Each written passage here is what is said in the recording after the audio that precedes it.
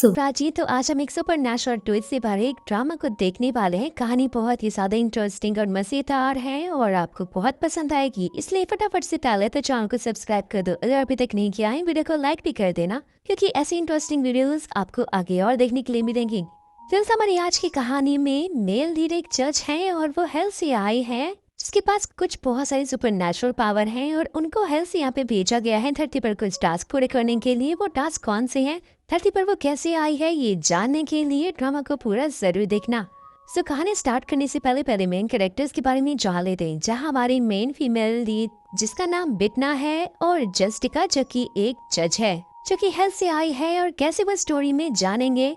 मांडो और ग्रेमोरी, जो कि बिटना की असिस्टेंट है, वो लोग बिटना के हर काम में उसका साथ देते हैं। उसके बाद मेल लीडर हांडा ऑन, जो कि एक पुलिस ऑफिसर है और वो अपनी फैमिली की किलर को ढूंढना चाहता है। सो कहानी की शुरुआत होती है जस्टिका से, जो कि कुछ डॉक्टर के सामने बोल रही होती है कि बिटना मर चुकी है और महल की डीमन जज हूँ, जिसने कि उसके बॉडी को पजेस किया है। फिर सीन शिफ्ट होता है, पास्ट में जाता है, जहाँ पर बिटना रोड पर मरी पड़ी हुई होती है कि तभी उसकी सोल बाहर निकल कर आती है, जिसे कि सामने ही मर्डर हेल दिखता है। यानी कि दोस्तों, ऐसा हेल जहाँ पर सारे मर्डरर्स को सजा दी जाती है। जैसे ही वो एंटर होती है तो उसी टाइम पर जस्टिका, जो कि हेल की जज थी, वो एक आदमी को सजा दे रही थी। मांडो भी उसे मारकर हेल भेज देता है। उसके बाद उसकी नजर बिटना पर पड़ती है, जिसे देखकर वो जस्टिका को बताता है कि इस लड़की का नाम तुम्हारी लिस्ट में नहीं है और इसलिए हमें इसे छोड़ना होगा। लेकिन जस्टिका उसकी एक नहीं सुनती और अपने चाकू से बिटना को मारकर हेल भेज देती है, क्योंकि भाई उसका यही मानना था कि अगर कोई मर्डर हेल में आता है तो उसने मर्डर किया होगा। जहाँ पर तभी हेल का डायरेक्टर बेल पहुंच जाता है। जस्टिका को बोलता है कि तुमने एक बहुत बड़ा गुनाह किया है। वे एक बेगुनाह को हेल भेजकर और उसकी सजा के तौर पर अब तुम्हें बिटना की बॉडी में रहकर धरती पर पूरे के पूरे 10 गुनहगारों को 1 साल के अंदर हेल भेजना होगा, और अगर तुमने ऐसा नहीं किया तो तुम मारी जाओगी। जैसे ही जस्टिका उसके लिए मना करती है कि तभी बेल उस पर अपनी पावर से हमला कर देता है, जिसकी वजह से वो धरती पर जाने के लिए मजबूर होकर मान जाती है। जैसे ही फिर वो बिटना की बॉडी के पास आकर उसके सर पर हाथ रखती है तो देखती है कि बिटना को किसी मास्क पहने वाले आदमी ने मारा था। वेल, तो उसके बाद वो उसकी बॉडी में घुस जाती है। सीन शिफ्ट होता है, प्रेजेंट में दिखाया जाता है, जहां वो उसी एक्सीडेंट के बाद हॉस्पिटल में थी और उसे डिस्चार्ज किया जाता है। नेक्स्ट सीन में बिटना कोर्ट में होती है। ऑफिसर ऑन का केस देखती है, जिसमें उसने एक आदमी को पकड़ा हुआ था, लेकिन वो आदमी बिल पर झूठ किया था और उसने ऑन पर केस कर दिया कि उसने उसे बहुत ज्यादा मारा है। बिटना तो अपने पूरे स्टाइल में होती है, काफी ज्यादा रिलैक्स लग रही थी। उसका पूरा केस पढ़ते जहाँ से पता लगता है कि वो आदमी एक फेमस कंपनी के ओनर का बेटा है और इसलिए उन्होंने ऐसा किया है। ये देख कर तो वो ऑन को वो छोड़ देती है। जिसके बाद ये बिटना भागती हुई बाहर आती है और ऑन भी उसके पीछे आता है, जहाँ बिटना अपना जज वाला ड्रेस ऑन को देखकर कहकर चली जाती है कि ये मेरे ऑफिस में पहुंचा देना। और इसके बाद ये बिटना सीधा चर्च पहुंचाती है, जहाँ वो अंदर जाने के पहले ग्लासेस पहन लेती है, क्योंकि भाई वो गॉड की मूर्ति की वजह से चर्च में देख जो नहीं पा रही थी। वेल, तो वो एक चा नाम की लड़की को देखती है जो कि प्रेयर कर रही थी। उसे बोलती है कि उसने तुम्हें मारने की कोशिश की है। तभी फ्लैशबैक से हम देख पाते हैं कि कोई चा को मार रहा है, साथ ही तुमने उसे माफ भी कर दिया और अगर तुम चाहो तो तुम्हारा केस मैं लड़ सकती हूँ। तो वेल, तो चाहो उसकी बातों को इग्नोर मैकर वहाँ से निकल जाती है। बिटना उसके पीछे आती है तो समझाने लग जाती है, लेकिन तभी वहाँ पर पुलिस भी पहुंच जाती है। बिटना उन्हें बताती है कि वो जज है, लेकिन जैसे वो उसका बैग चेक करते हैं, जिसमें कि भाई उसके BSTD होने का प्रूफ होता है, और वो उसे स्टेशन पे लेके जाते हैं। वही ऑन भी अपने पुलिस स्टेशन में होता है, जहाँ उसे बिटना मिल जाती है। दोनों एक दूसरे को पहचान लेते हैं, जिसके बाद वो लोग बिटना को छोड़ देते हैं। नेक्स्ट सीन में कोर्ट में चा का केस चल रहा होता है, जहाँ चा के बॉयफ्रेंड जून की अगेंस्ट में रिपोर्ट होती है कि वो चा को जानवरों की तरह मारता है, कि तभी चा ब्रेकअप की बात करती है और चा का प्रोसिक्यूटर कोर्ट को चा के चोट के निशान भी दिखाता है, जिसे देखकर जून ने भी एक्सेप्ट कर लिया था कि उसने ही चा को मारा है। लेकिन उस टाइम पर उसे अपनी बॉडी पर कंट्रोल नहीं था और फिर वो रोने लग जाता है कि वो चा से बहुत प्यार करता है, इसलिए वो उससे कभी दूर नहीं रह पाएगा। वेल, तो फिर जून का प्रोसिक्यूटर बिटना से उसके लिए 1 साल की सजा मांगता है, लेकिन बिटना बोलकर चली जाती है कि इसकी सजा नेक्स्ट सुनवाई में सुनाई जाएगी। वेल, तो उसके बाद बिटना चा के पेरेंट्स से मिलने के लिए चाहती है और जून और चा के बीच हुए सारे झगड़ों के बारे में पूछती है। इसके लिए वो तो रोने का नाटक करती है, ताकि वो लोग उस पर ट्रस्ट करें और वो उसे सब कुछ बता भी देते हैं। वेल, तो बिटना काफी खुश होती है और ऑफिस आकर वो उस केस पर एक रिपोर्ट लिखने लग जाती है। नेक्स्ट सुनवाई में बिटना जून को फाइन लगवा कर छोड़ देती है और इसका ये फैसला सुनकर सभी काफी ज्यादा हैरान होते हैं कि इतना बड़ा क्राइम करने के बाद भी आखिर बिटना ने उसे क्यों छोड़ दिया। वेल तो उसके बाद डॉन भी बिटना से मिलकर पूछ रहा होता है कि उसने क्यों किया ऐसा, तो बिटना कहकर चली जाती है कि वो ये सब कुछ अपने तरीके से केस को हैंडल कर लेगी। वहीं दूसरी तरफ जून को जेल से रिहा कर दिया गया था कि तभी ऑन भी आकर उससे बोलता है कि अगर उसने चा को कुछ भी करने की कोशिश की तो अच्छा नहीं होगा। उसके बाद कुछ दिन बीत जाते हैं, जून चा को कुछ नहीं करता, जिसे देखकर बिटना काफी परेशान हो जाती कि तभी माडो फिर उसे कुछ याद दिलाता है और बिटना एक मिरर पर अपनी पावर से जून का नाम लिखती है, जिसे उसे दिखाई देने लग जाता है कि जून आखिर क्या कर रहा है और वो एक हथियार चुन रहा था। ये देखकर तो बिटना अपना कोट लेकर सीधा निकल जाती है और वहीं जून चा के घर में जबरदस्ती घुस कर उसे मारने लगता है और साथ ही हथौड़ा निकाल देता है कि तभी चा उसे माफी मांगती है कि वो आगे से कोई रिपोर्ट इसके खिलाफ नहीं करेगी, तो जून वहाँ से चला जाता है। बिटना ये सब कुछ करके शीशे से देख रही थी। वेल तो उसके जाते ही चाह सुसाइड कर लेती है। ये देखकर तो बिटना जून के पास पहुंचती है, उसे मारने वाली होती है गुस्से में आकर अपने चाकू से, लेकिन तभी पुलिस इंस्पेक्टर यानी कि ऑन बाकी पुलिस वालों के साथ में आकर जून को अरेस्ट करके ले जाते हैं। उसके बाद ऑन बिटना को लेकर चाकी घर आ जाता है और वहाँ की हालत दिखाकर बोलता है कि हम उसके अगेंस्ट में फिर से केस को शुरू करेंगे, क्योंकि हर जज आपकी तरह नहीं होता ना। ये सुनकर तो बिटना कुछ भी नहीं बोलती। जैसे ही फिर ऑन जून को इन्वेस्टिगेट कर रहा होता है, जून उसे बताता है कि उसके साथ भी बचपन में ऐसा ही होता था और इसलिए वो इतना ज्यादा क्रूर बन गया है और झूठ बोल देता है कि चाह ने उसे खुद वहाँ पर बुलाया था और साथ ही अडोरी उसकी सेफ्टी के लिए वो लेकर गया था। उसके खिलाफ कोई एविडेंस नहीं होता और इसलिए जून को उसे छोड़ना पड़ जाता है। और इस इन्वेस्टिगेशन से ये पता लगता है चाह जब सुसाइड कर रही थी तब ऑन ने आकर उसे बचा दिया था और फिर उसके बाद ऑन जून पर नजर रखने लग जाता है ताकि वो चाह को दोबारा नुकसान न पहुंचाए और बिटना भी उसके पीछे ही थी। तो फिर नेक्स्ट डे ऑन और बाकी पुलिस वालों को पता लगता है कि जून की अरेस्ट वारंट की रिक्वेस्ट कोर्ट ने खारिज कर दी है और इसलिए सीनियर ऑफिसर ऑन को चाह के घर नजर रखने के लिए बोल देते हैं। जैसे ही फिर नेक्स्ट डे ऑन चाह के घर में मिलने के लिए जाता है, जहाँ उसे एक ऑफिसर कॉल करके बताता है कि जून की रात को ही डेथ हो गई है। कि हम 5 का सीन देखते हैं दोस्तों, जहाँ पर कुछ घंटों पहले जून को चाह मैसेज करके मिलने के लिए बुलाती है, लेकिन जैसे ही जो वहाँ पहुँचता है तो वहाँ बिटना होती है।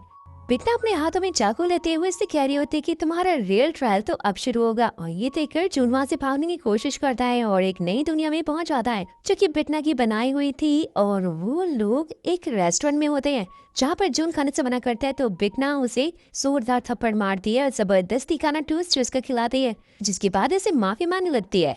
जहाँ पर धीरे धीरे बिटना जून के साथ में वो सारी हरकतें कर रही होती है जो कि इसने चाह के साथ में ब्रेकअप की बात पर की थी।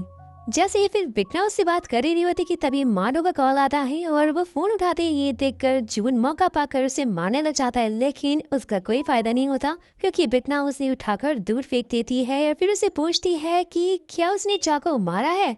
जून ने ये बात एक्सेप्ट कर ली होती। ये सुनते ही बिटना को बहुत ज्यादा गुस्सा आता है, अपने चाकू से मार के उसके सर पे गहना का स्टैम्प लगा देती है, जिसका मतलब होता है हेल। और इसके बाद जून की सोल सीधा हेल में चली जाती है। सीन शुरू होता है प्रिजन में आता है, जहाँ पुलिस को जून की बॉडी मिलती है, लेकिन घर में कोई भी सामान यहाँ वहाँ नहीं फैला था। फ्लैशबैक से पता चलता है ये सारा का सारा काम क्लीनिंग डिपार्टमेंट वाले लोगों का होता है जो कि हेल्थ के लिए काम करते हैं और अपनी पावर से सब कुछ पहले जैसा कर देते हैं जिससे कि इंसानों को शक ना हो। पर तो उसके बाद पुलिस जून के मरने का कारण पता करती है, लेकिन उन्हें कुछ भी नहीं मिलता। वहीं दूसरी तरफ माडो और बिटना सीरियस किलर के केस को देख रहे होते हैं कि तभी माडो बिटना को ऑन के साथ काम करने के लिए बोलता है, क्योंकि पुलिस को सीरियल किलर की डिटेल ज्यादा पता होती हैं। फिर तो उसके बाद बिटना भी सभी प्रोसिक्यूटर के साथ में लंच कर रही होती है कि तभी उसे न्यूज से पता लगता है कि बिटना ने फैमिली मैन यानी कि जायगुल के बड़े बेटे ताई से एंगेजमेंट तोड़ दी है और उनका छोटा बेटा जिसका नाम सुन है वो बहुत ही ज्यादा कमीना इंसान है। तो फिर हम जायगुल और उनके दोनों बेटों को चीफ प्रोसिक्यूटर के साथ में डिनर करते हुए देखते हैं, जहाँ पर ये पता चलता है कि बिटना ने उस बुरे वाले एक्सीडेंट के बाद से अपनी मेमोरी खो दी है और इसलिए जायगुल प्रोसिक्यूटर को बिटना का ध्यान रखने के लिए बोलते हैं, लेकिन वो लोग तो ये जानते ही नहीं थे कि वो बिटना नहीं बल्कि जेस्टिका है। फिर तो वहीं दूसरी तरफ बिटना भी अपनी लैंडलेडी के घर पर जाती है, जहाँ पर वो रीडेवलपमेंट प्लान के अगेंस्ट में सबसे साइन करवाती है जो कि ताई संभाल रहा था। नेक्स्ट सीन में जब बिटना ऑन से मिलती है, सीरियल किलर की इन्फॉर्मेशन निकालने का वो ट्राई करती है, लेकिन ऑन उसे कुछ भी नहीं बताता क्योंकि ये सारे की सारी इन्फॉर्मेशन काफी सीक्रेट होती हैं और इसलिए बिटना ऑन को ड्रिंक्स देने लगती है और उसके बाद ऑन काफी ड्रंक हो जाता है। बिटना फिर उससे पूछती है और ऑन उसे बताने में लग जाता है, बोलता है कि मैं ही सीरियल किलर हूँ। तो बिटना को तो उस पर यकीन नहीं होता। साथ ही फिर ऑन उसे बताता है कि बचपन में उसने अपनी फैमिली को मारा था और वो बेहोश हो जाता है। सबको सुनते बिटना काफी शॉक थी। नेक्स्ट डे फिर ऑन बिटना से बोलता है कि रात को उसने जो कुछ भी कहा था ना वो सीक्रेट रखे। तो बिटना तो हंसने लग जाती है और अपने हेल वाले चाकू से वो ऑन को मार देती है। कि तभी फ्लैशबैक में दिखाया जाता है जिसमें कि ऑन बचपन में जब खेलकर अपने घर वापस आता है तो उसकी माँ की डेड बॉडी फ्लोर पर पड़ी हुई होती है और खूनी वहीं पर छुपा हुआ था। सीन शिफ्ट होता है प्रेजेंट में आता है जहाँ पर हेल्थ से डायरेक्टर बेल बिटना के पास आता है। उसे बताता है कि तुमने फिर से एक बेगुनाह को मार दिया है जो कि भी जिंदा तो हो जाएगा, लेकिन उसके बदले में तुम्हें एक और सजा मिलेगी और अब तुम्हें 1 साल के अंदर 10 नहीं बल्कि 20 लोगों को हेल्प पहुंचाना होगा और वो भी सजा के तौर पर। सबको सुनते ही वो तो काफी शॉक भी हो जाती है, उसे गुस्सा भी आ रहा होता है और तभी उसके सामने ऑन जिंदा हो जाता है। ये सब कुछ देखकर तो वो भी काफी हैरान था और उसे यकीन था कि बिटना ने उसे मारा था, लेकिन ये सब कुछ क्या हो रहा है वो काफी कंफ्यूज होता है। नेक्स्ट सीन में फिर बिटना एक रेस्टोरेंट में बैठकर मार्डो को सब कुछ बता रही होती है, जहाँ पर तभी उन्हें ग्रैमरी मिल जाती है जो कि कोई और नहीं बल्कि हल्की वार्डन थी। और ग्रैमरी बिटना को बोलते हैं कि उसे अब ऑन का मुंह हमेशा के लिए बंद करना होगा। फिर तो वही ताई को भी वो पैशन मिल जाता है जो कि रीडेवलपमेंट प्लान के अगेंस्ट में था और वो उसमें बिटना का नाम देखकर काफी शॉक हो गया था। यहाँ पर ऑन भी डॉक्टर से जाकर अपने माइंड का चेकअप करवाता है क्योंकि उसे यकीन नहीं हो रहा था कि उसके साथ में जो कुछ भी हुआ वो सच था या फिर एक भ्रम था। लेकिन डॉक्टर उसे बताते हैं कि वो बिल्कुल ठीक है और फिर ऑन डॉक्टर से डेल्यूशन डिसऑर्डर का सर्टिफिकेट ही बनवा लेता है। फिर उसके बाद बिटना सीधा ऑन को मिलने के लिए बुला लेते, सब कुछ उसे बता देते कि वो एक डीमन है, लेकिन ऑन को यकीन नहीं होता। तो फिर बिटना अपनी पावर्स उसके सामने शो करती है जिसे देखकर वो काफी शॉक हो जाता है, वहाँ से चली जाती है। और वहीं हम एक फैमिली को कार से जाते हुए देखते हैं दोस्तों, जिसमें उनकी कार एक कलर टन की वजह से पानी में गिर जाती है, जहाँ पर यंग अपने बेटे जियो को जल्दी से पानी से निकाल कर बाहर लाती है और फिर अपने हस्बैंड को निकालने के लिए वो अंदर जाती है जो कि ड्रम थे, लेकिन इनकी सीट बेल्ट ना खुलने के कारण उनकी डेथ हो जाती है। फ्यूनरल में जियो की दादी यंग को अपने बेटे का कातिल कहने लग जाती हैं। जियो को भी अपने साथ में लेकर जा रही होती है, लेकिन यंग उसे पकड़ लेती है। नेक्स्ट सीन में बिटना को कोर्ट में दिखाया जाता है जहां योंग ने जियो की दादी पर केस कर दिया होता है कि उन्होंने जियो को किडनैप करके अपने घर पर रखा हुआ है। ये देखकर दादी कोर्ट में चिल्लाने लग जाती है कि उन्होंने कोई भी गलती नहीं की है और ये सब कुछ देखकर बिटना उन्हें कोर्ट से बाहर जाने के लिए बोलती है कि तभी बाहर जाते हुए दादी भी योंग से बोलने लग जाती है कि मैं जानती हूँ कि तुमने मेरे बेटे को इंश्योरेंस मनी के लिए मार दिया है जैसे तुमने अपने पहले हस्बैंड को मारा था। सब कुछ सुनकर बिटना को ये केस काफी इंटरेस्टिंग लगता है जो कि सच में था भी। तो उसके बाद बिटना योंग से मिलने के लिए जाती है जहाँ वो बिटना को बताती है कि जियो उस केस कोर्ट में पढ़ता था और फिर एक दिन उसके डैड से वो मिली थी, अपने शादी कर ली थी, जिसके बाद से मेरे हस्बैंड की माँ उन्हें छोड़ गई थी जब वो 5 साल के थे तब, लेकिन फिर अभी वो वापस आकर पैसों की मांग करने वाले हैं। और ये सब कुछ सुनकर तो बिटना माँ से जाने लग जाते हैं कि तभी उसी माँ पर रॉन मिल जाता है जो कि उसे बताता है कि उसे जानना है कि बिटना ने आखिर उसे क्यों मारा था।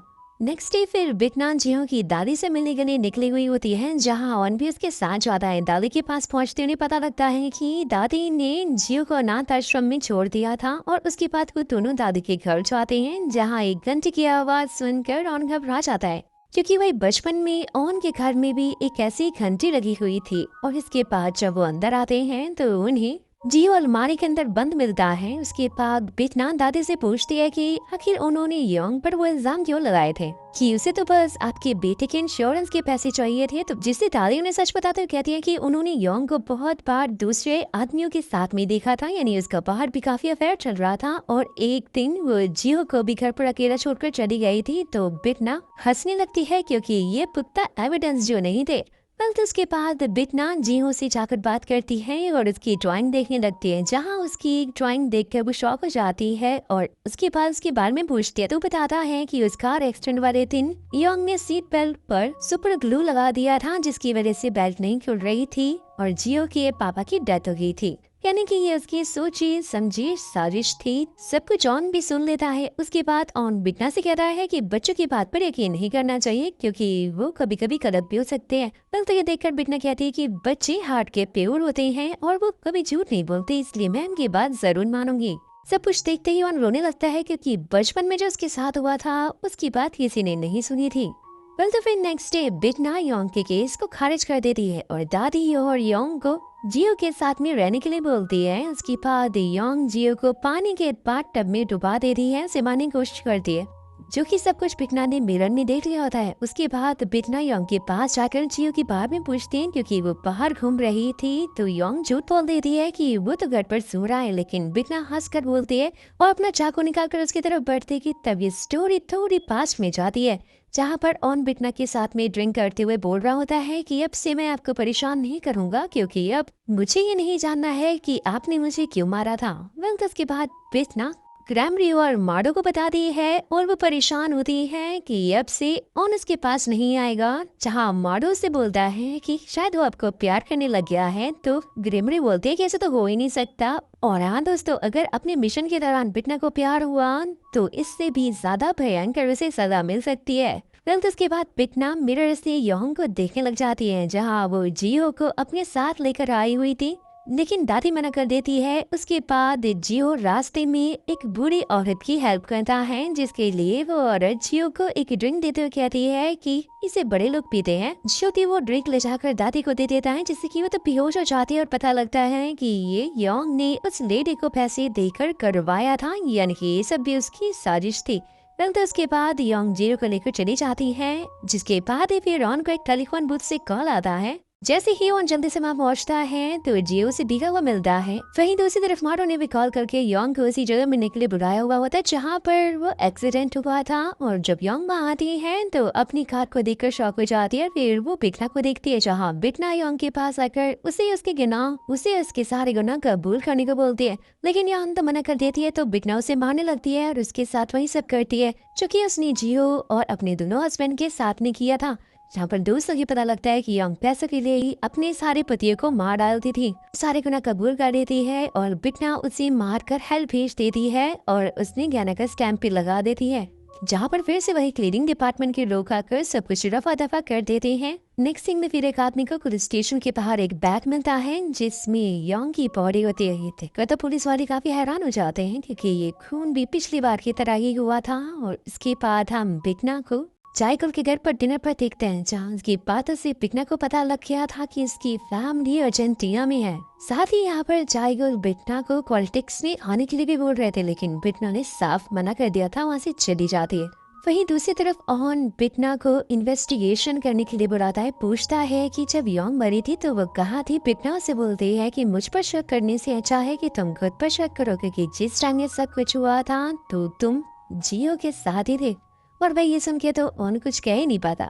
और इसके बाद ऑन घर जाने लगता है। बिटना उसे घर छोड़ने के लिए बोलती, रास्ते में बिटना उससे बातें करती है, लेकिन यहाँ पर ऑन उससे पूछने लग जाता है कि उसने उसकी तरह और भी लोगों को मारा है, जहाँ बिटना तो साफ इनकार कर देती है। नेक्स्ट डे फिर ग्रेमरी बिटना को एक केस के बारे में बताती है, जिसमें सीरियल किलर ने 12 लोगों को मारा था, लेकिन वह अभी तक क्रिमिनल पकड़ा नहीं गया था।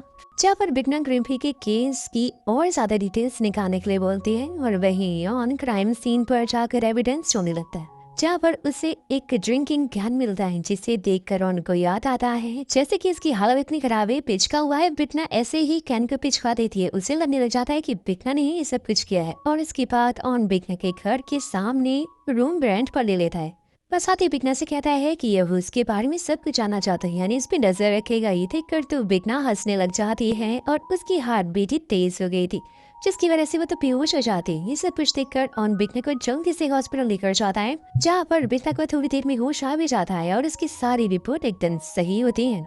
तो उसके बाद बिटना उनके साथ में घर आ जाती है, जहाँ बिटना की बहस उसकी बिल्डिंग में रहने वाली एक मिसा नाम की बूढ़ी औरत से होने लग जाती है, जहाँ मिसा ऑन को बिटना से दूर रहने के लिए बोलती है।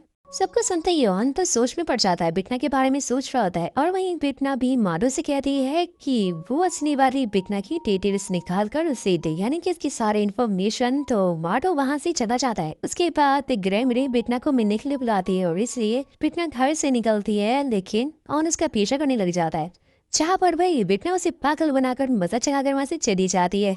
वही दूसरी तरफ ग्रिमरी भी बिटना को बताती है कि वीकेंड पर डीमंस की मीटिंग होने वाली है, जिसमें कि सभी लोग शैतान को पकड़ने का प्लान बनाने वाले हैं, जो कि हेल का एक बहुत ही इम्पोर्टेंट ट्रेजर यानी कि काइलूम को लेकर भाग गया है। और अगर शैतान और काइलूम आप बेल को दे दोगी तो हो सकता है कि आपकी सजा कम हो जाए।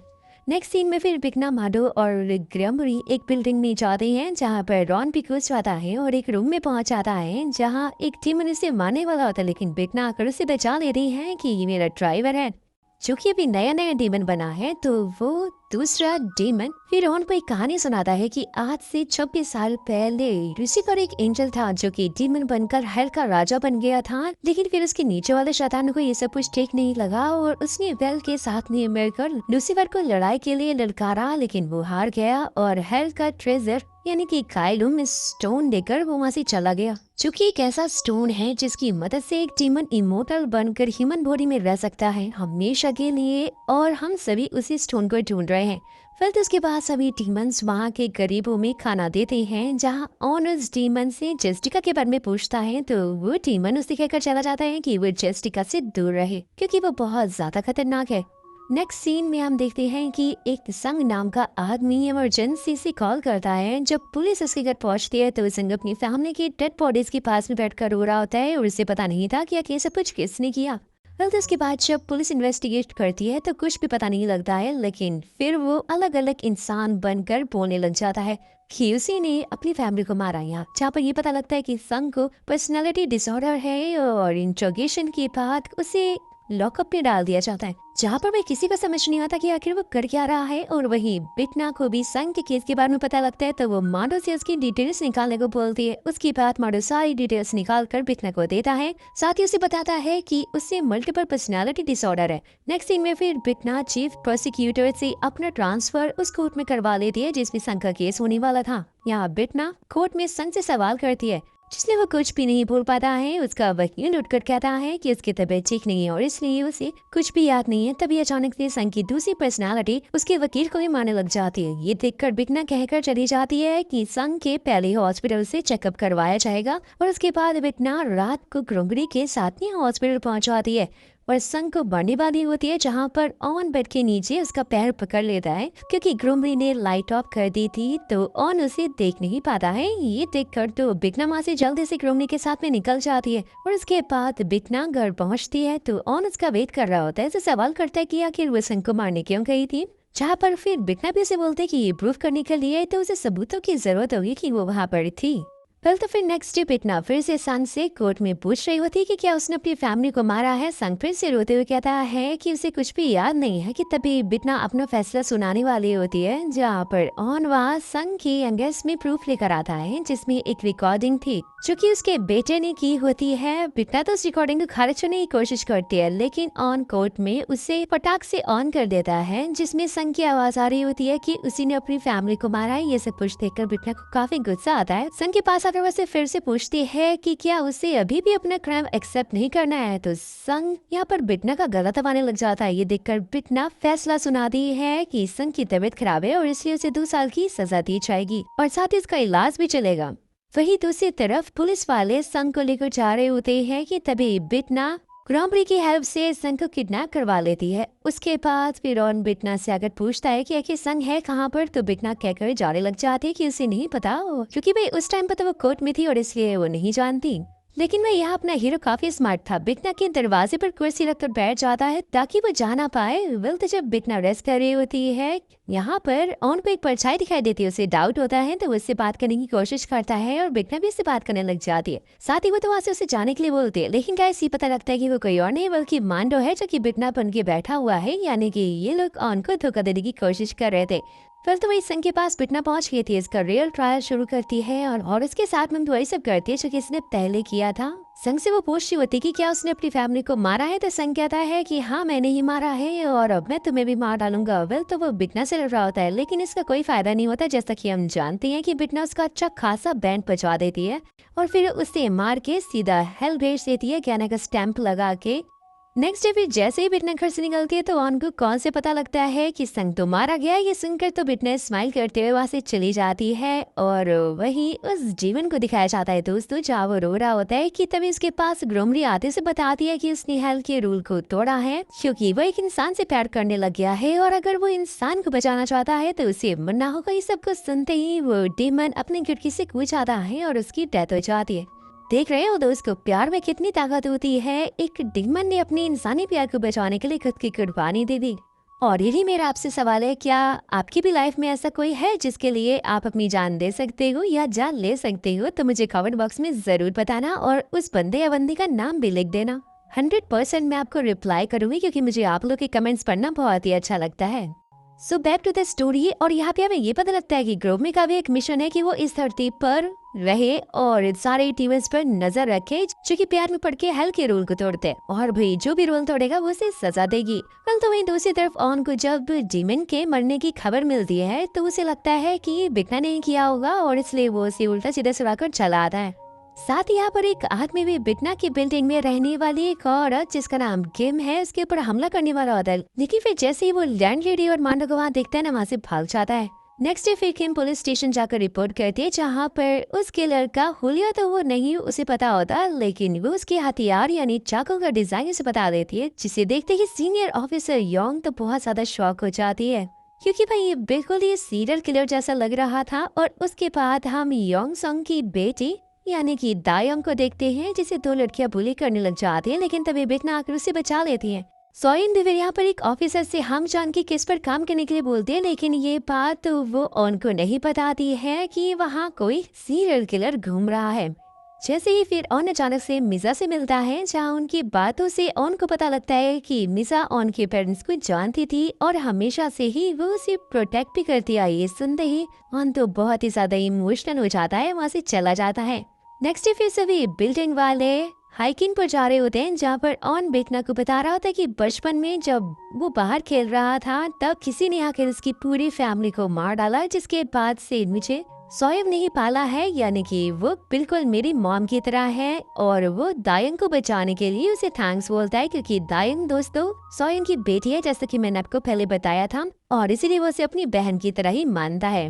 तो उसके बाद सभी रात में ड्रिंक्स करने लग जाते हैं जहाँ ऑन ड्रंक होकर कुछ भी बोलने लग जाता है। ये देखकर तो बिटना उससे वहाँ से उठाकर उसके रूम में जाकर लेटा देती है और जब वो उसकी अलमीरा से ब्लैंकेट निकालती है तो उसे वही कोला वाला कैन मिलता है, जिसे देखते ही बिटना समझ जाती है कि ऑन को उस पर शक किया हुआ था और भाई यही सब पता करने के लिए तो वो वहाँ पर रहने के लिए आया है। नेक्स्ट सीन में हम फूड कंपनी के सीईओ चोई को देखते हैं जिसकी कंपनी के सामने चाय नाम का एक आदमी प्रोटेस्ट कर रहा होता है। तो प्रोटेस्ट खत्म होने के बाद चोई चाय को मिलने के लिए बुलाता है और चोई चाय को पैसे देकर प्रोटेस्ट खत्म करने की कोशिश करता है, लेकिन फिर चाय वहाँ से बोलकर निकल जाता है कि वो पैसों के लिए तो प्रोटेस्ट बिल्कुल भी बंद नहीं करने वाला है क्योंकि वो कंपनी में काम करते हैं और इसलिए उन्हें सेफ्टी चाहिए ही चाहिए।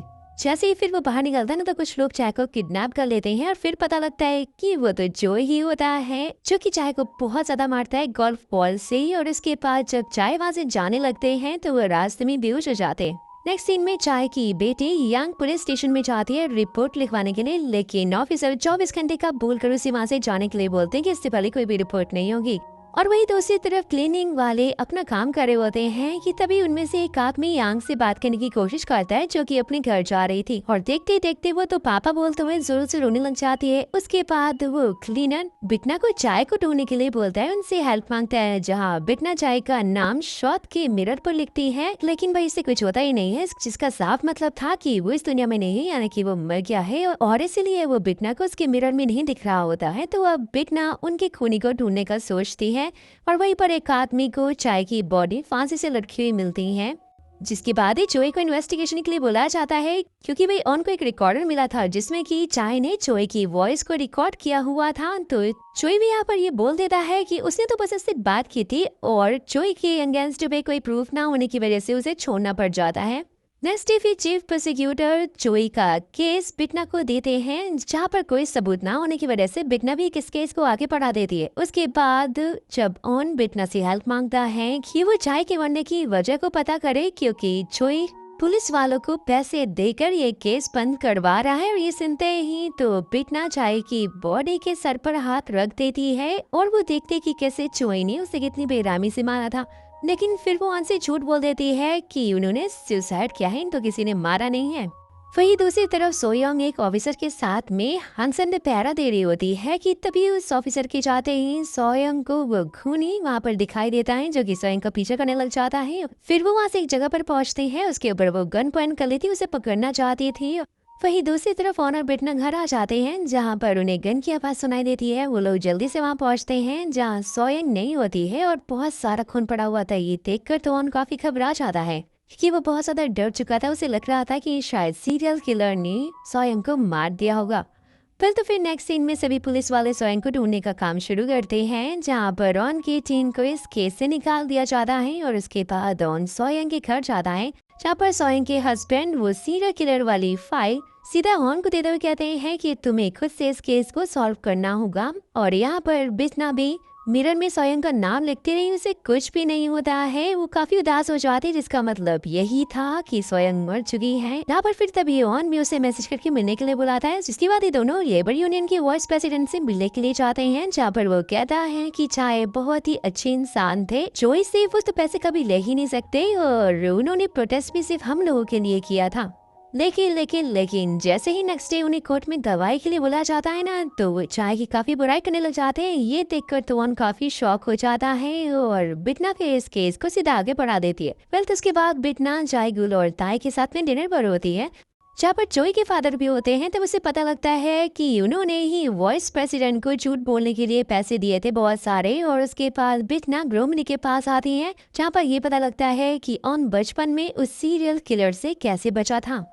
नेक्स्ट डे फिर बिटना जोई को छोड़ देती है, क्योंकि उसके खिलाफ कोई सबूत नहीं मिल रहे थे। और ये देखकर तो सांग बिटना के सामने रोने लग जाती है जोरों से। लेकिन वही बिटना इसमें कुछ कर भी क्या सकती थी कि तभी सांग वहीं पर बेहोश हो जाती है और उसके बाद उसे हॉस्पिटल लेकर जाया जाता है, क्योंकि इसको कैंसर था और उसका कैंसर काफी बढ़ गया होता है। डॉक्टर भी उसकी माँ को रेडी रहने के लिए बोलते हैं। ये सुनकर तो वो जोरों से रोने लग जाती है, लेकिन तभी सांग को होश आ जाता है, जिसके साथ ही ये पता लगता है कि सांग का कैंसर अब बहुत छोटा हो गया है और वो जल्दी ठीक हो जाएगी। सुनकर वो दोनों तो बहुत ज्यादा खुश हो जाते हैं और डॉक्टर उन्हें दूर से देख रहे होते हैं। जहाँ पर तभी ये पता लगता है कि वो कोई और नहीं बल्कि मिसा है और मिसा दोस्तों एक एंजल है, जो कि सबकी हेल्प करती है। और वही बिटना ग्रोमरी को कॉल करके जोई को बुलाने के लिए बोलती है। जोई जो कि चर्च में होता है, उसे ग्रोमरी कॉल करके धमकी देती है कि मेरे पास सारे प्रूफ हैं कि तुमने ही चाय को मारा है और अगर बचना चाहते हो तो सीधा मुझसे पार्क में आके मिलो। और वही दूसरी तरफ बिटना बाहर के लिए निकलती है, तो ऑन उसे रोकने की कोशिश करता है, क्योंकि वो जानता था कि कुछ ना कुछ गड़बड़ करने जा रहे। लेकिन बिटना कहीं रुकने वाली थी, जिससे कि ऑन तो उसे हक कर लेता है। बिटना काफी शॉक हो जाती है, हार्ट बीट फिर से उसकी फास्ट हो जाती है। और वही जोई पार्क में पहुंच जाता है, जहाँ पर बिटना भी पहुंच चुकी होती है। उसके साथ में वही सब शुरू करती है जो कि उसने चाय के साथ में किया था। और फिर बिटना उसे उसका गुनाह कबूल करने के लिए बोलती है, लेकिन वही जोई तो मान ही नहीं रहा था। तो बिटना फिर से उसकी बॉडी के पास में होती है कि तभी ऑन आ जाता है, जिसने कि अपने फोन में सब कुछ रिकॉर्ड कर लिया होता है, यानी कि सारे सबूत। और वो उसे बताता है कि जब उसने उसे हक किया था तब उसने उस पर ट्रैकर लगा दिया था।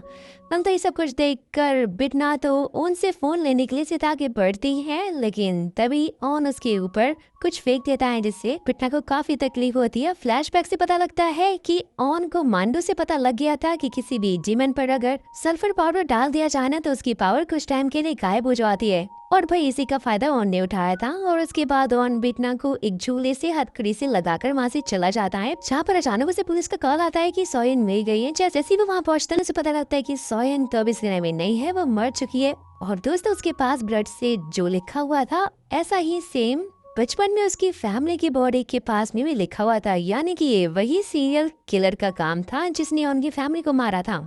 वही दूसरी तरफ हम देखते हैं बिटना की पावर वापस आ जाती है। वो बहुत ज्यादा गुस्से में होती है, अपनी हथकड़ी को भी तोड़ लेती है, जहाँ पर तभी ऑन आ जाता है और उसके सामने अपना फोन को फेंक कर तोड़ देता है। और बिटना तो उसे मारने वाली होती है, लेकिन उसके बाद वो इतनी बुरी तरह से टूट चुका होता है कि उसे बोलता है कि उसे हर हाल में उस सीरियल किलर को ढूंढना है ताकि वो उसे मार सके। तो बिटना कहती है कि अगर तुम ऐसा करोगे तो तुम हैन चले जाओगे। बेचारा ऑन तो इतना ज्यादा इमोशनल होता है कि वो तो ये तक बोल देता है कि मैं उसे मार दूंगा, उसके बाद तुम मुझे भी हेल्प भेज देना, और बहुत जोरों से रोने लग जाता है। ये देखकर तो बिकना की आंखों में भी आंसू आ जाते हैं, लेकिन उसे समझ ही नहीं आता कि आखिर उसके साथ ऐसा क्यों हो रहा है। लेकिन दोस्तों, आप तो जानते होंगे कि क्यों हो रहा है, और अगर जानते हो तो मुझे कमेंट बॉक्स में बताना है कि उसकी आंखों में आंसू क्यों आए थे। वेल, तो नेक्स्ट डे फिर बिटना जैसे ही सोयंग की बॉडी को जाकर चेक करती है तो देखती है कि उसका तो एक हाथ ही गायब था। जैसे ही वो उसके सर पर हाथ रखती है तो वो सीरियल किलर का फेस देख लेती है, जो कि हमें दोस्तों बाद में दिखाया जाएगा, क्योंकि ये सस्पेंस जो है। वेल, तो उसके बाद सोयंग का फ्यूनल कर दिया जाता है, जहाँ पर रॉन अपनी स्पीच में कहता है कि वो उस खूनी को ढूंढकर मार डालेगा, उसे जिंदा नहीं छोड़ेगा। और इसके बाद यहाँ पर बिटना भी सोच रही होती है कि आखिर उसकी आंखों में आंसू क्यों आए थे, और वो भी उस ऑन की वजह से। इसीलिए वो अपनी आंखें टेस्ट करवाते हैं, लेकिन वो तो बिल्कुल ठीक होती हैं। वही दूसरी तरफ ऑन की टीम में एक न्यू ऑफिसर जिसका नाम मुंजा है, उसकी एंट्री होती है। मुंजा साउंड्स लाइक मुंजे है ना, तो ये एक साउथ की मूवी है, और अगर आपने देखी है तो मुझे कमेंट बॉक्स में यस लिख के बताइएगा। बिटना फिर क्लीनर को सोयंग का फोटो देते हुए उसे हेलन में ढूंढने के लिए बोल दे रही है, साथ में ही ऑन की फैमिली को भी वहाँ पे ढूंढने के लिए कहती है। उसके बाद बिटना और ऑन सीरियल किलर की फाइल पढ़ने लग जाते हैं कि जिससे कि उन्हें कोई सबूत मिल सके। और ऑन बताता है कि जब वो बचपन में घर आया था तब उसके पूरे घर में खून के अलावा और कुछ भी नहीं था। सब कुछ देखते ही बिटना की आंखों में फिर से आंसू आने लग जाते हैं। ये देखकर मांडो ये बात ग्रोमी को बता देता है, और उसके बाद रात को जब मिजा बिटना से मिलती है तो उसे बता देती है कि वो एक एंजल ग्रेबियल है, जो कि अच्छे और गरीबों की हेल्प करने के लिए धरती पर आई है। तो बिटना को वो बताता है कि वो हमेशा से ही ऑन को प्रोटेक्ट करते आया है, लेकिन अब वो उसे प्रोटेक्ट नहीं कर सकता है क्योंकि ऑन अब किसी और को मारना चाहता है, और इसलिए तुम्हें ही उसे प्रोटेक्ट करना होगा। यानी कि ये कहानी तो कुछ ज्यादा ही इंटरेस्टिंग मोड़ लेने वाली है। नेक्स्ट डे सुनहो नशे में बहुत तेजी से गाड़ी चलाकर कुछ बच्चों की तरफ बढ़ रहा होता है, जिसे कि मिजा देख लेती है और रास्ते में वो बहुत सारा कचरा गिरा देती है, जिसे कि सुनहो की गाड़ी मुड़ जाती है और मिजा उन बच्चों को बचा लेती है। यानी कि एंजल ने उन मासूम बच्चों को बचा लिया होता है, और वहीं उनकी टीम का एक ऑफिसर उसे लड़ने लग जाता है, क्योंकि वो बिटना को बचाने की कोशिश कर रहा था, क्योंकि उनकी टीम को उस पर गहना वाले मर्डर केस में उसी का हाथ धोने का शक था। वेल, तो फिर ऑन ने यहाँ पर उसे गुस्सा दिला दिया होता है, बोलता है कि वैसे तुम उस टाइम पर कहाँ थे जब सोयंग का मर्डर हुआ था। सबको सुनते ही वो ऑफिसर उसे मारता है और ऑन के होठों पे कट लग जाता है। और वहीं दूसरी तरफ ग्रोम रिमांडो और बिटना नूडल्स खा रहे होते हैं, जहाँ पे ग्रोम ने बिटना को उस सीरियल किलर को मारने के लिए बोलती है, लेकिन बिटना उसे कह देती है कि वो अभी पूरी तरह से श्योर नहीं है। और उसके बाद बिटना घर आती है, जैसे ही वो ऑन को देखती है उसकी चोट पर दवाई लगाने लगती है कि तभी ऑन उसका हाथ पकड़ लेता है और उसे किस करने के लिए आगे बढ़ता है। लेकिन तभी बिटना उसे रोक देती है कि वो एक डीमन है और वो ये सब कुछ नहीं कर सकती, क्योंकि वह इसका खामियाजा उसे भुगतना पड़ेगा, जो कि काफी खतरनाक है। तो नेक्स्ट डे कोर्ट में सुनहो का केस होता है हाई स्पीड कार को ड्राइव करने पर। तो बिगना उससे पूछ रही होती है कि क्या जो इल्जाम उस पे लगे हैं क्या वो एक्सेप्ट कर रहा है, जहाँ पर सुनहो भी एक्सेप्ट कर लेता है कि वो ड्रग्स लेकर कार ड्राइव कर रहा था। कि तभी बिगना उसके पास आकर उसके फेस को पकड़कर उसकी आंखें देखती है और उसे पता लग जाता है कि सुनहो ने ही सोयोंग को चाकू मारा था। और सब कुछ देखकर सुनहो भी काफी डर जाता है और बिगना केस को यहीं पर क्लोज कर देती है। वहीं दूसरी तरफ ऑन और मुंजाई के रेस्टोरेंट में सीसीटीवी चेक करने के लिए जाते हैं, जिसमें उस रिवर तक जाने वाले का पता लगाया जा रहा था। और ये देखकर तो ऑन चालाकी से उन रिकॉर्डिंग्स को सीधा ही डिलीट कर देता है, क्योंकि उसमें बिटना की कार रिकॉर्ड जो हो गई थी। लेकिन भाई मुंजा को ही पता लग जाता है और इस बात को छुपाने के लिए वो ऑन को एक काम करने के लिए बोलता है। नेक्स्ट सीन में मुंजा ग्रोमली के पास आ जाता है, उसे बता देता है कि ऑन बिटना का सारा सच जानते हुए भी उसे बचा रहा है। तो ग्रोमली बोलती है कि तो फिर तो ऑन को ही मारना होगा। ये सुनते ही मुंजा तो हंसने लगता है। अब भाई ये तो न मिले हुए, इनका क्या सीन है ये तो खैर हमें आगे स्टोरी में पता लगेगा। नेक्स्ट सीन में ग्रोमली को एक रिचुअल करते हुए दिखाया जाता है, जिसमें वो बेल को बुला लेती है और उसे बताती है कि अब ओवन बिटना के काम में काफी ज्यादा अड़चन पैदा कर रहा है, उसे मरना हुआ। कि तभी बेल वहाँ पर एक डीमन जिसका नाम साइमन है उसको बुलाता है, जहाँ हमें फ्लैशबैक से पता लगता है दोस्तों मुंजा जब मरा था तब साइमन ने उसकी बॉडी पर कब्जा कर लिया था। यानी कि वो मुंजा नहीं बल्कि साइमन है। और वहीं ऑन बिटना को बताता है कि मुंजा उसे वीडियो के लिए ब्लैकमेल कर रहा है। तो बिटना मुंजा से मिलती है और उसे बोलकर चली जाती है कि तुम्हें उस वीडियो के साथ में जो कुछ भी करना है न करो, लेकिन बस ऑन को ब्लैकमेल करना छोड़ दो। ये सुनते तो मुंजा हंसने लग जाता है। नेक्स्ट डे फिर बिटना सुनो को सजा सुनाती है और उसे 2 साल की सजा और कुछ फाइन देकर उसका ये केस क्लोज कर देती है। उसके पास सुनहो खुद को ही बेल पर छुड़वा लेता है और एक तिजोरी से चाकू निकालता है। वही चीफ प्रोसिक्यूटर बिटना को 1 महीने के लिए सस्पेंड भी कर देते हैं क्योंकि उसके खिलाफ पेपर्स में आर्टिकल निकला था जिसमें लिखा था वो ठीक से अपना जजमेंट नहीं कर पाती है। और उसके बाद बिटना, मांडो और ऑन उस केस पर सबूत ढूंढ रहे होते हैं जहां पर उन्हें कुछ भी नहीं मिलता है और ये पता लगता है कि वो किलर तो अपने साथ में उन्हें मार के बॉडी पार्ट्स ले जाता है। सब कुछ पढ़कर बिटना को याद आता है कि ये काम शैतान का ही हो सकता है क्योंकि उसे बॉडी चेंज करने के लिए इंसान की बॉडी और काइलम की जरूरत पड़ती है, जिसके बाद ही वो सभी विक्टिम की फैमिली से मिलने का डिसाइड करते हैं। बस तो फिर बिटना के समझाने के बाद भी मुंजिया ऑन को ब्लैकमेल करने से बाज नहीं आ रहा होता है। बिटना फिर कुछ फैमिली से जाकर मिलती है लेकिन उसे कोई भी सबूत नहीं मिलता। उसके बाद रोमडी मांडो को एक जगह पर लेकर आती है कि तभी वहाँ पर मुंजिया मांडो से आकर उसे काम करने के लिए बोलता है। फ्लैशबैक से पता लगता है कि बेल ने उससे कहा है कि जो भी उसके रास्ते में आए उसे मार देना, फिर चाहे वो बिटना ही क्यों ना हो। और वही हम दोस्तों ताई को एक लेडी जिसका नाम जून है और उसके हस्बैंड के साथ में देखते हैं, जहाँ पर वो उन्हें अपने विला बेचने के लिए बोलता है लेकिन जून मना कर देती है तो ताई उसे पैसे का लालच देता है। उसके बाद हम जून को लैंडलेडी के घर पर देखते हैं। पता लगता है कि वो उनकी बेटी है और जून उन्हें वो विला के पेपर्स पर साइन करने के लिए बोलते हैं, लेकिन वही लैंडलेडी मना करते बोलते कि उन्हें अभी चैन से मिलना है। जहाँ पर फिर जून ने बोलकर चली जाती है कि आपको मुझसे ज्यादा अपने मरे हुए बेटे की पड़ी है। फिर जून के जाने के बाद बिटना और ऑन उस लैंडलेडी से मिलने के लिए आते हैं, जहाँ पर पता लगता है कि सीरियल किलर ने चैन को भी मार डाला था, यानी इनके बेटे को।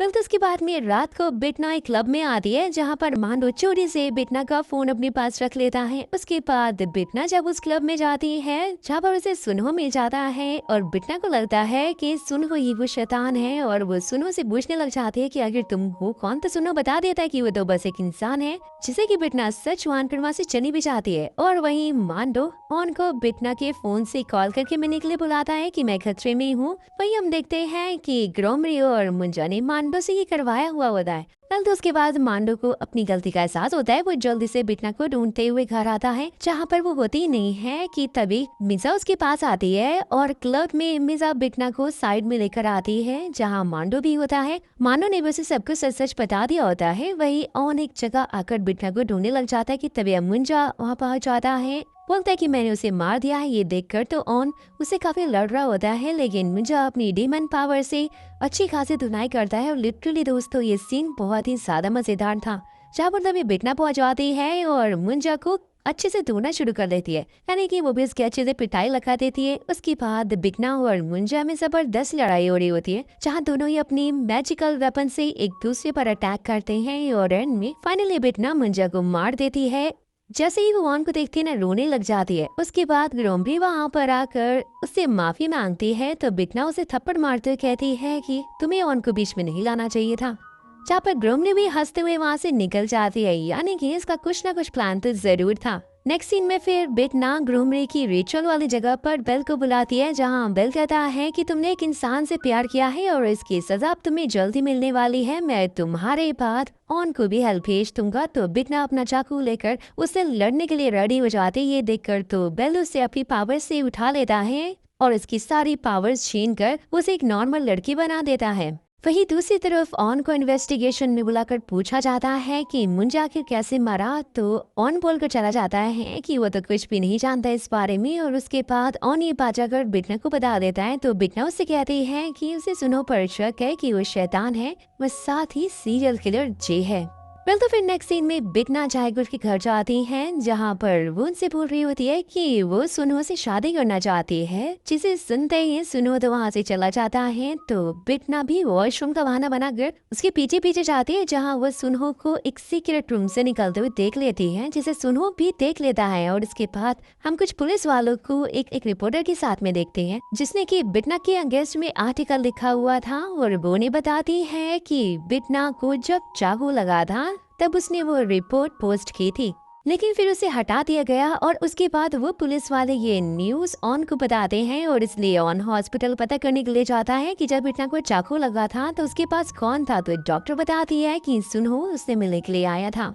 यानी कि धीरे धीरे शक क्लियर हो रहा था। वेल तो नेक्स्ट डे बिटना जायगुल के घर आती है जहाँ सुनो के अलावा और कोई भी नहीं होता है। तो बिटना उस सीक्रेट रूम को खोलकर अंदर चली जाती है। अंदर जाकर उसे एक ब्यूटीफुल पॉन्ड दिखाई देता है जो कि बहुत ज्यादा सुंदर था। कि तभी उसकी नजर एक पेंटिंग पे पड़ती है जो कि बहुत ही ज्यादा अजीब लग रही होती है। तो बिटना उस पेंटिंग को टच करती है और टच करते ही पेंटिंग के दरवाजे में कन्वर्ट हो जाती है। जैसे ही बिटना उसके अंदर जाती है तो उसे वहाँ पर एक बॉक्स में रखी एक कुल्हाड़ी मिलती है जिससे जे सबको मारता है। और वहाँ पर बिटना को भी सभी विक्टिम्स के बॉडी पार्ट मिल जाते हैं। यानी कि इसका शक बिल्कुल सही था। जैसे ही बिटना उस बॉक्स को लेकर वहाँ से जा रही होती ना कि तभी सुनहो बैट से उसको मार के बेहोश कर देता है। और वहीं ऑन को मांडो से बिटना के बारे में पता लगता है। वो जल्दी से जायगुल के घर के लिए निकल जाता है। थोड़ी देर बाद ये बिटना को होश आता है जहाँ बिटना सुनो से पूछती है कि उसने पहले उसे चाकू क्यों मारा था। सुनो फिर पास्ट का सीन बताता है कि जहाँ पर एक दिन बिटना घर में घूमते हुए सीक्रेट रूम में पहुंच गई थी जहाँ उसने उस रिकॉर्डर पर देखा था कैसे वहाँ पर ताई एक लड़की को पाने के लिए टॉर्चर कर रहा था। और फिर तभी ताई को ये पता लग गया था कि बिटना को सब कुछ पता लग गया है, इसलिए उसने सुनहो को बिटना को मारने के लिए भेजा था। और तो और सुनहो ने ड्रग्स के लिए बिटना को मार भी दिया था। सीन शुरू होता है प्रेजेंट में दिखाया जाता है। बिटना को वो फिर से मारने लग जाता है कि तभी ओहन को रास्ते में ग्रवनी मिल जाती है और वो उसे जायगुल के घर का ब्लूप्रिंट देते हुए सीक्रेट रूम के बारे में सब कुछ बता देती है और जस्टिका को बचाने के लिए बोलती है। वेल तो उसके बाद ऑन इस रूम में पहुंच भी जाता है और बिटना को जैसे तैसे करके बचा देता है। लेकिन सुनहो वहाँ से भाग जाता है। यानी कि हीरो ने हीरोइन को फाइनली बचा ही लिया। नेक्स्ट डे फिर बिटना हॉस्पिटल में होती है। ब्रोमरी को वो थैंक्स बोल रही होती है और इसके बाद बिटना फिर उसी जगह पर पहुंचकर बेल को बुलाती है। उसे बोलती है कि उसे शैतान मिल गया है और इसीलिए बेल उसकी पावर उसे लौटा दे ताकि वो शैतान को पकड़कर बेल को सौंप सके। तो बेल फिर उसकी पावर उसे लौटा देता है और उसे भी बोलता है कि अब से दोबारा ये गलती नहीं होनी चाहिए। वेल तो उसके बाद बिटना सुनहो को पकड़कर एक कार से बांधकर जला डालती है। और आपको क्या लगता है दोस्तों कि शैतान सच में इतनी जल्दी मर जाते हैं? वेल तो नेक्स्ट डे पुलिस को सुनहो की बॉडी मिलती है और जिसमें लिखा हुआ था कि मेरे डैड और मेरे भाई ने मुझे मार डाला है। और उसके बाद ताई और जायगुल को इन्वेस्टिगेशन के लिए बुलाया जाता है जिन्हें उस नोट के बारे में कुछ भी पता नहीं था। वो तो सोच में पड़े थे कि आखिर ये सुनहो क्यों लिख सकता है। फिर जायगुल सुनहो यानी अपने बेटे का फ्यूनरल कर देता है। वहीं दूसरी तरफ पुलिस वालों को भी बॉडी के पोस्टमार्टम से पता लगता है कि वो तो सुनहो की थी ही नहीं, यानी कि कुछ तो गड़बड़ था। कि तभी वहाँ पर सुनहो पहुँच जाता है और अब स्टोरी 4 दिन पीछे दिखाई जाती है, यानी फ्लैशबैक में दिखाई जाती है जहाँ पर बिटना उनको मिलने के लिए बुलाती है और उसको बता रही होती है कि सुनहो के पास जे की अगेंस्ट में सारे के सारे सबूत हैं। और फ्लैशबैक में हम देखते हैं कि बिटना ने तो सुनहो को मारा ही नहीं था और वो सुनहो से पूछ रही होती है कि खूनी आखिर है कौन, ताई है या फिर जेयुल। सुनो तो उसे कुछ भी नहीं बताता है क्योंकि उसे लग रहा होता है कि वो लोग शायद उसकी माँ की तरह उसे भी मार देंगे। जिससे कि फिर बिटना उसे बोलते कि तुम पुलिस को सरेंडर कर दो, तुम्हारी मॉम का बदला हम लोग ले लेंगे। लेकिन मैं सुनो को तो यकीन नहीं हो रहा होता है, इसलिए बिटना उसके सामने कंडीशन रखती है कि वो जायगुल को हेल्प के लिए कॉल करके बुलाए और अगर उन्होंने उसकी हेल्प करी सुनो को वो छोड़ देगी। और ये सुनते ही वो फटाफट से ताई को कॉल करता है जहाँ पर फिर ताई अपने कुछ बंदों को उसे लेने के लिए भेजता है। लेकिन वो लोग सुनहो को कार में ही मारने लग जाते हैं जहाँ पर तभी बिटना और उसकी गैंग आकर उसे बचा लेते हैं। और फिर बिटना क्लियर से एक एक्स्ट्रा बॉडी लेकर उस कार में आग लगवा देती है। सब कुछ देखकर सुनो तो काफी शॉक हो गया था। सीन शिफ्ट टाइप प्रेजेंट में दिखाया जाता है। सुनो वो कुल्हाड़ी पुलिस को दे देता है और उनको बता देता है कि जायगुल और ताई ने उसकी मॉम को भूखा रख कर उन्हें मार दिया था, जिसका सबूत एक रिकॉर्डर में है। जो कहाँ है ये उसे नहीं पता।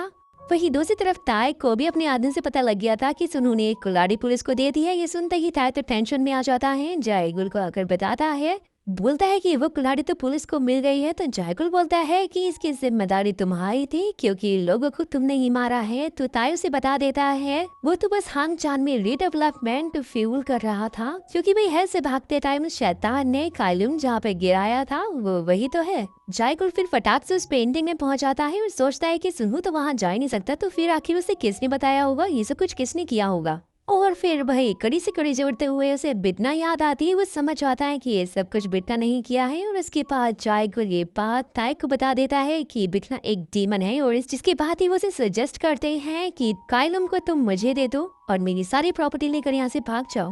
वेल तो नेक्स्ट सीन में बिटना एक मिरर पर ताई का नाम लिखती है जहाँ पर उसे दिखता है कि ताई हांग चांग वाले घर का मॉडल हटाता है जिसके नीचे कुछ और नहीं बल्कि कायलुम होता है। ये देखकर तो बिटना वहाँ से चली जाती है। वही दूसरी तरफ ताई वो कायलुम जायकुल के सामने रख देता है, लेकिन वो जायकुल को शूट कर देता है क्योंकि उसे पता था कि अगर डीमन की बॉडी को मार दिया जाए तो डीमन भी मर जाता है। लेकिन भाई ये उनका वहम होता है जो कि जायकुल ने अपनी पावर से क्रिएट किया था, यानी कि एक तरह का रिविजन था।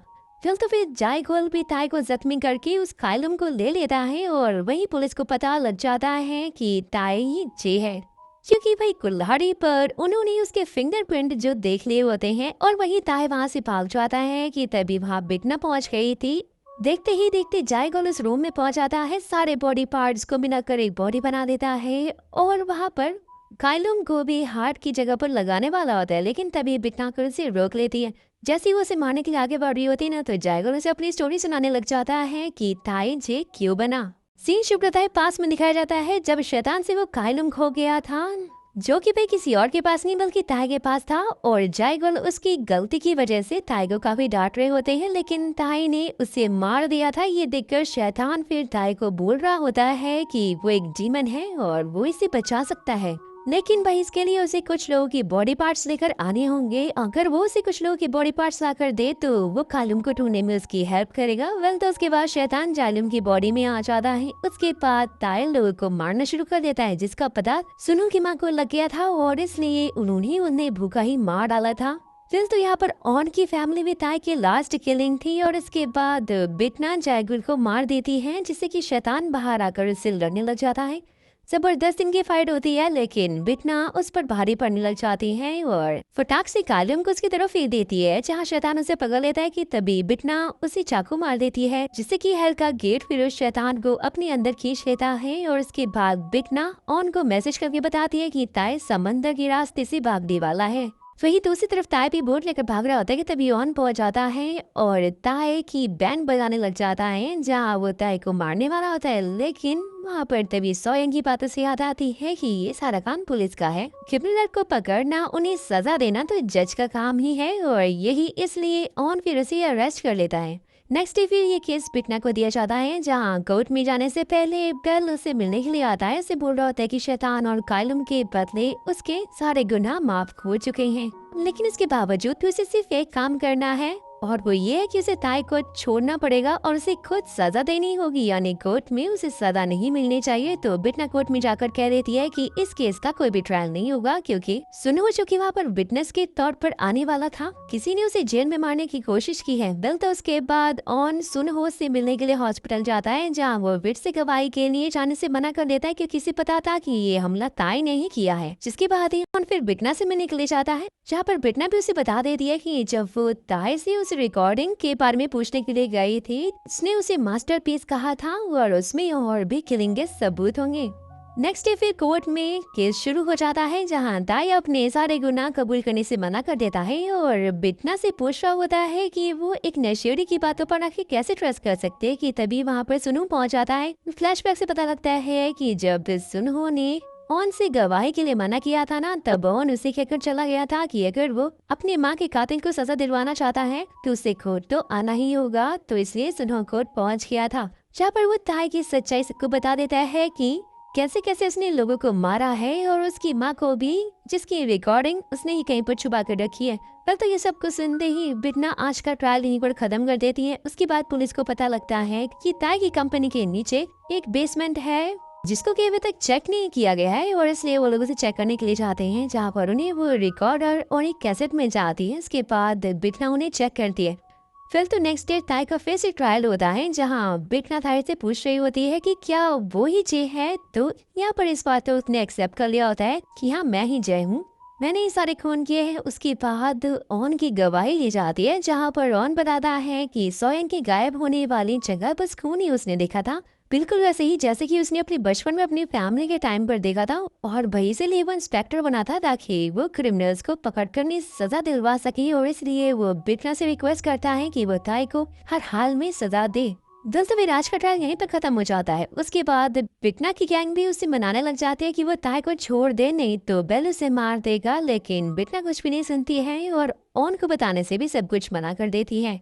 नेक्स्ट डे फिर बिटना अपना फैसला करती है और ताई को सजाए मौत देती है। उसके बाद सुनहो के केस का ट्रायल होता है जहाँ पर उसे 14 साल की सजा सुनाई जाती है और जेल जाते टाइम सुनहो बिटना को एक लेटर लिखता है। जैसे ही फिर बिटना वो लेटर लैंडलेडी को आकर देती जिसमें लिखा हुआ था कि जब ताई चैन को मार रहा था तब उसे चैन का एक कैरी बैग मिला था जिसमें कि उसने अपनी माँ के लिए एक लेटर छोड़ दिया था, जिसे देखकर लैंडलेडी तो रोने लग जाती है और वहीं सुनो जेल में खुद को फांसी लगा लेता है। वहीं दूसरी तरफ ताई को भी एक बुक में जेल से निकलने के लिए एक नोट मिल जाता है और इसलिए ताई पुलिस वालों से सुनहो के फ्यूनरल में जाने के लिए छुट्टी मांगता है।